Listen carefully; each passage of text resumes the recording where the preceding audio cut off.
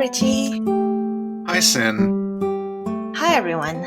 Welcome to episode 9 of the podcast to help you sleep. Today we're talking about the Abarimon and the Monopod. And for this episode, we commissioned illustrations by Twisty Reptile. They look beautiful. They are. They're wonderful. I didn't know you'd commissioned these. I just saw them in the outline, and I thought, where did you find these? But someone did them for us, so that's really cool. Yeah, they look great. Yeah. And you can actually find Twisty Reptile at artstation.com/twistyreptile.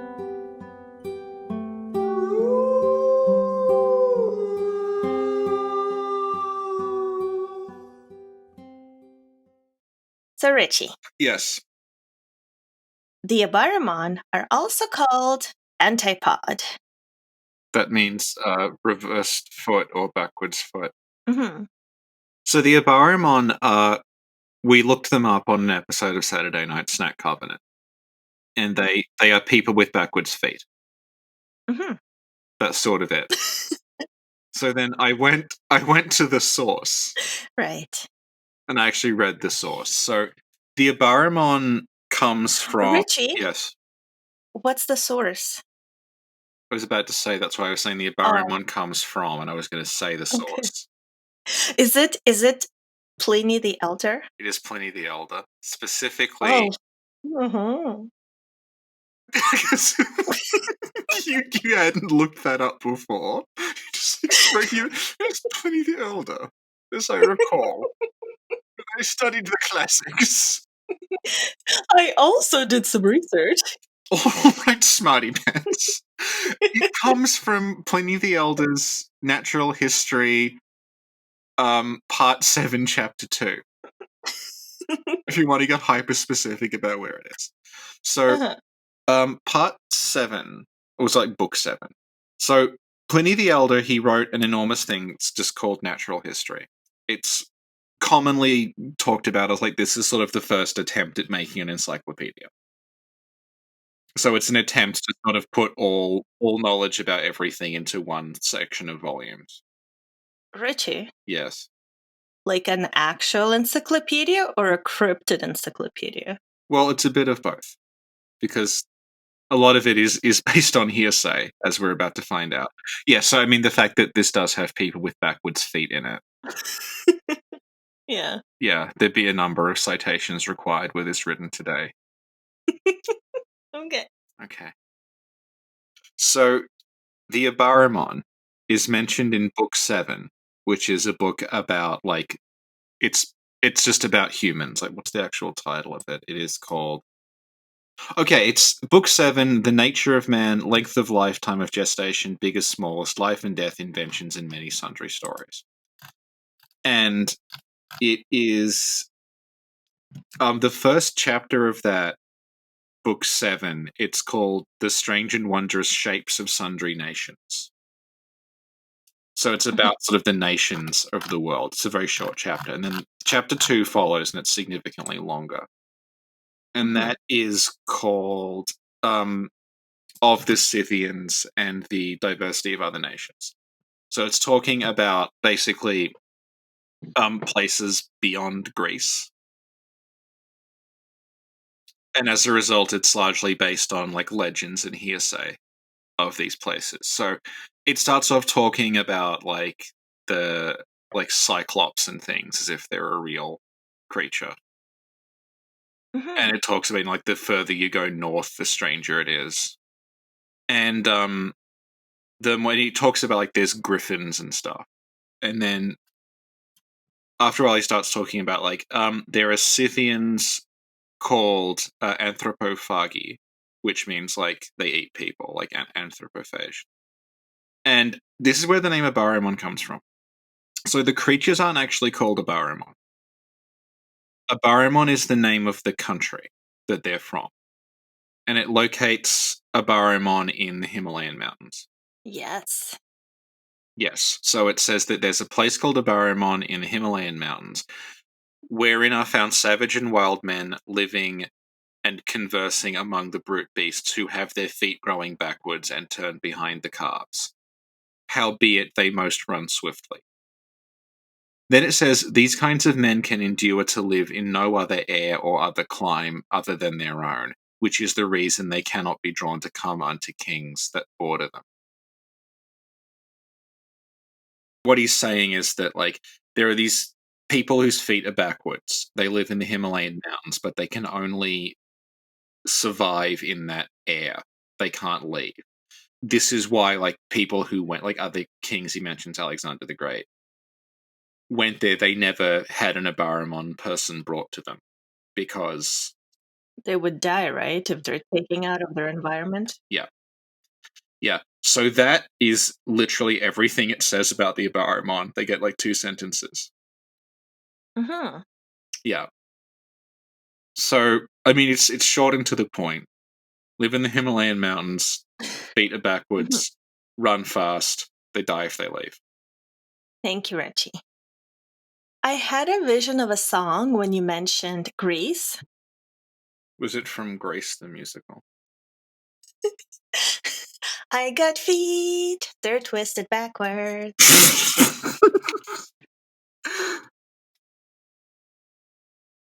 Now we're going to talk about the monopod. Okay.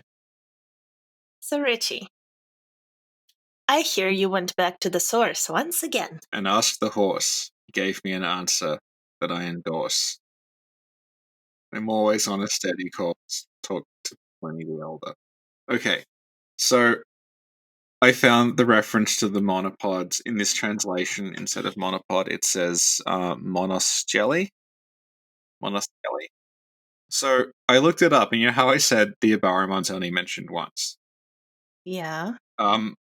Just before mentioning this, it says, upon a certain mountain named Millis, there be men whose feet grow t'other way backward. Mm-hmm. But that's not a Barimon. That's like a separate group of people who also have backwards feet. But it specifies that they have 8 toes on each foot. Uh-huh. So they're like, So clearly they're not a Abarimon. no. It also says that in the other hills of Millis, there are people with the heads of dogs. Mm-hmm. Which I feel like they buried the lead a little there. Like, backwards feet is kind of weird, but then having actual, like, wolf people, I'd have started with that. Are you saying that Natural History by Pliny the Elder is a bloodborne lake? Your feet can turn backwards in Bloodborne if you screw up the clipping. So, likewise, there are a kind of people called monoscelli, that have but one leg apiece, but they are most nimble and hop wondrously swiftly. The same men are also called Scioppides.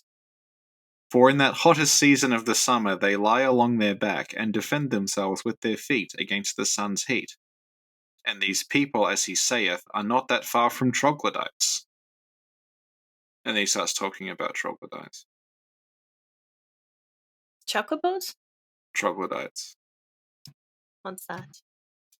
It's not as cute as a chocobo.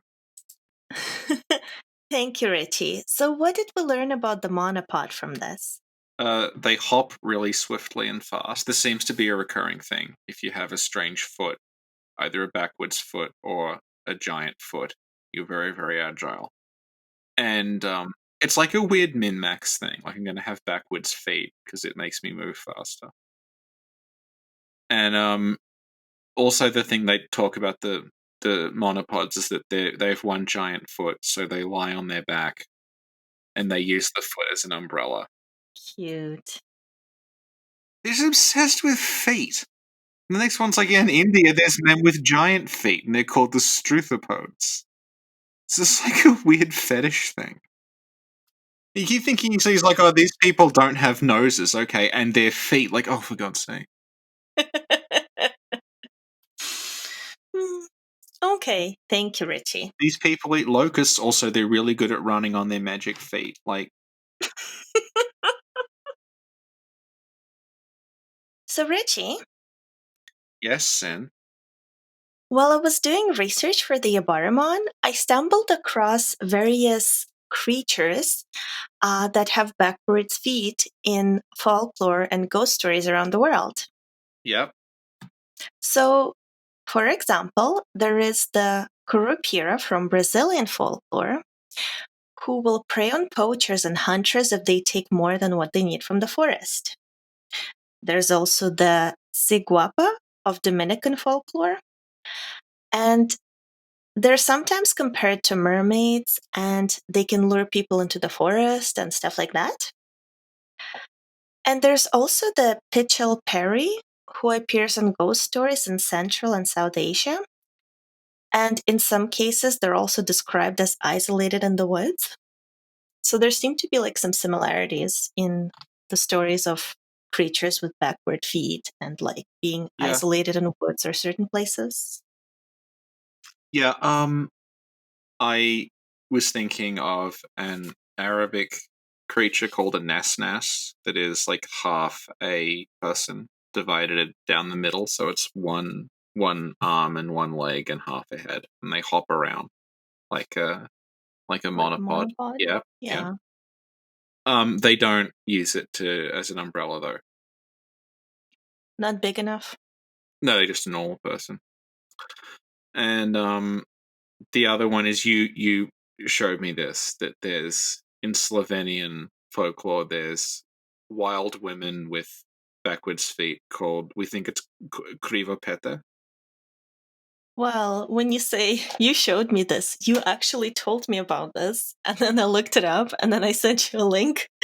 No, I told you about that. I thought there was some Slavic story about a forest creature that had backwards feet that made it impossible to track because its feet faced the wrong direction. But I think that's probably a recurring motif in a lot of stories of forest things. I think it's actually a Yowie thing as well. Oh, yeah. But the Yowie has backwards feet. It depends on where you go. And there's like stories about if you go into the forest, you put your shoes on backwards, so the like fairies don't know how to follow you out and stuff like that. Oh. How do you put your shoes on backwards? I don't know. It sounds really awkward. Sounds impossible. Maybe if you like stood on them but didn't actually wear them and like tied them around your Like feet. scotch tape them? Yeah, yeah. Fairies are known to fear scotch tape. Fear the old scotch tape. Yeah, yeah. If you think your child is a changeling, you hold some scotch tape up to them and they reveal their true form and disappear up the chimney. Thank you, Richie.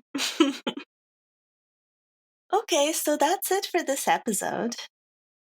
Richie, would you like to do the outro?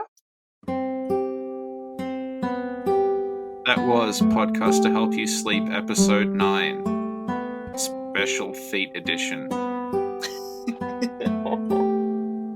Soon, if people want to find feet, where can they go? Kyan's Twitter. Go to deviantart.com. Safe search off. Thank you, Richie. Have a good night, everyone. Bye.